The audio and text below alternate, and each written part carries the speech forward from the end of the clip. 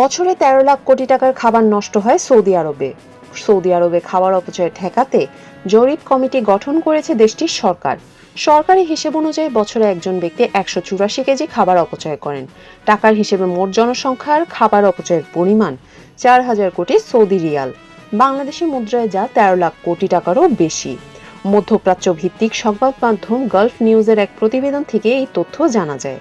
জনমনে সচেতনতা বৃদ্ধি করতে কমিটির গঠন করেছে খাদ্য নিরাপত্তা কমিটি। কমিটির গভর্নর আহমেদ আল ফারেজ বলেন, নতুন জরিপের মাধ্যমে সবার মধ্যে সচেতনতা তৈরির চেষ্টা করা হবে। National programme for reducing food loss and waste প্রকল্পটির সঙ্গে এই কমিটি সমন্বয় করে কাজ করবে। স্থানীয় উৎপাদন, আমদানি, পরিবহন থেকে শুরু করে সব খাতে কী পরিমাণ খাবার নষ্ট হয় সেটাও এই জরিপে তুলে ধরা হবে।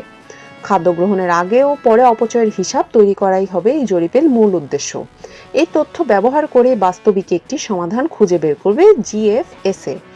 আল ফারেজ বলেন, কিভাবে কার্যকরী কৌশলের মাধ্যমে টেকসই সমাধান আনা যায় সেটা খতিয়ে দেখবে কর্তৃপক্ষ।